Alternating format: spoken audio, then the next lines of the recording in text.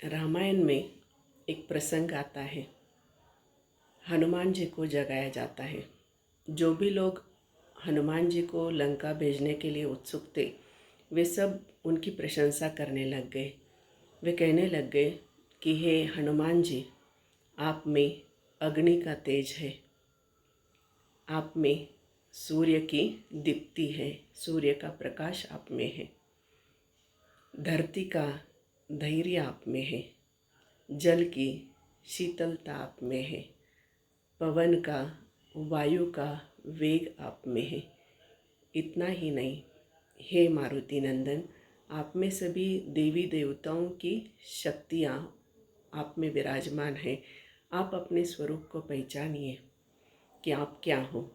ऐसे सब लोग हनुमान जी की स्तुति कर रहे थे और कह रहे थे, हे मारुति नंदन, जागो, यह समय जागने का है। अगर इस समय आप जाग गए तो इतिहास आपका सदैव नाम लेता रहेगा। आपके महान कार्य की पहचान हमेशा ही भविष्य में आने वाले सभी लोगों को वो पहचान का पता लगता रहेगा कि हनुमान जी क्या थे। तो आप जागिए। सब लोग बहुत प्रशंसा कर रहे थे और जैसे जैसे लोग प्रशंसा करने लग गए तो हनुमान जी की शक्तियाँ बढ़ती चली गई और उन्होंने लगाई छलांग और समुद्र पार करके गए। तो हमारे अंदर भी बहुत सारी शक्तियाँ विद्यमान है, लेकिन जगाने वाला कोई चाहिए। और जब जगाने वाला कोई सद्गुरु हमें मिल जाता है, संबुद्ध सद्गुरु, तो ऐसे सद्गुरु जब हमें जगाते हैं तो हमारे अंदर भी जो सुप्त शक्तियाँ, जो शक्तियाँ सोई पड़ी है, वो सब जागृत होने लगती है।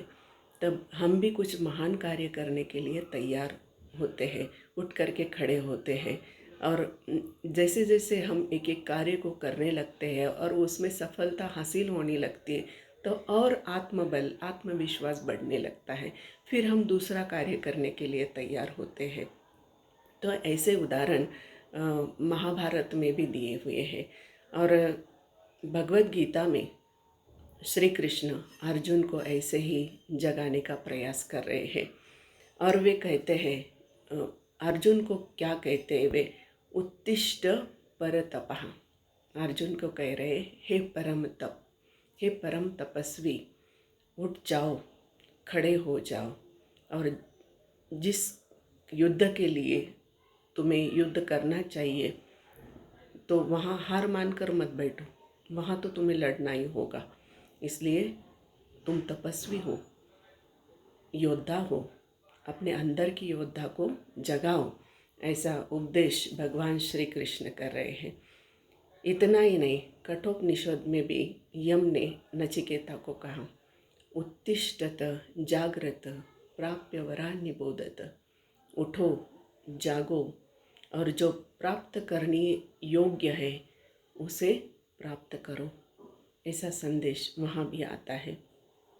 और जागने के लिए कहा गया है कि हम लोग जागे तो हैं, लेकिन सही मायने से जागे हुए नहीं हैं। जो जागना अंदर से ज़रूरी है, वो अंदर का जागना बहुत ज़रूरी है, क्योंकि यह जीवन भी इतना आसान नहीं है ना। कहा गया है, शूरस्य धारा निषेधा दूरतया, कि यह जीवन एक छुरे की धार की तरह है। यहाँ बहुत संभल कर चलना होता है। इसमें आलस्य का कोई स्थान नहीं है। आलस्य अगर किया तो यह जीवन हमें माफ़ नहीं करेगा। इसलिए बड़ी कर्मठता की आवश्यकता है। इसलिए हमें कर्मठ बनने के लिए भी कहा गया है। इतना ही नहीं, हमें और भी बहुत सारे उद्बोधन शास्त्रों में पढ़ने के लिए मिलते हैं। उसमें और एक है कि वहाँ भी कहा गया है कि उठो, जागो, प्राप्त करो, जिसके लिए तुम संसार में आए हो। हम यही बात भूल जाते हैं कि हम संसार में क्यों आए हैं। हमें इतना ही पता होता है कि हम बचपन में बच्चे होते हैं, फिर युवा बनते हैं, फिर और प्रौढ़ बनते हैं, फिर वृद्ध बनते हैं, और एक दिन इस संसार से विदा हो जाते हैं। बस हमें इतना ही पता है कि जितना हमारा पेट भरने के लिए जितना काम जरूरी है, हम उतना ही कर लेते हैं। लेकिन इसके बावजूद भी कुछ और करना है। यह जागृति जो अंदर से आनी चाहिए उसे हम भूल कर बैठ जाते हैं।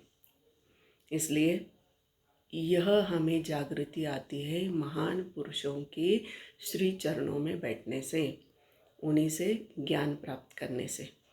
इसलिए एक वेदों में भी एक उद्बोधन आता है, वो क्या है? यो जागार तमचा कामयन्ते या जागार तमु सामान्यन्ति। कहा गया है संसार का ज्ञान उसी को लाभ देगा जो जाग गया है। जिसने जागरूक होने की कोशिश की है उसी के अंदर सौम्यता आएगी, उसी के अंदर साम का संगीत भी पैदा होगा और वही महानता को प्राप्त होगा। इसलिए सबसे पहली कोशिश कौन सी होनी चाहिए हमारी?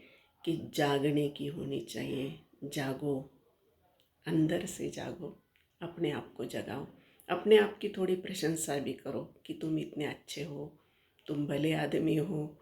अपने गुणों को रिमाइंड करो और फिर सोचो कि सच में मैं क्या हूँ, क्या कर सकता हूँ, क्या कर सकती हूँ इस संसार में, अपनी भलाई के लिए भी और इस संसार की भलाई के लिए भी। नहीं तो पेट भरने के लिए तो हम सब आए हैं, बच्चे पालने के लिए सब आए हैं। यह काम तो सभी करते हैं, पशु पक्षी भी करते हैं, लेकिन हमने मानव चोला परिधान किया है ना, तो वो कुछ खास है। इसलिए कुछ खास करने के लिए हमें कर्मठ बनना होगा, आलस्य को त्यागना होगा, अपने आप को जगाना होगा। तो चलिए हम सब मिलकर अपने आप को जगाएंगे।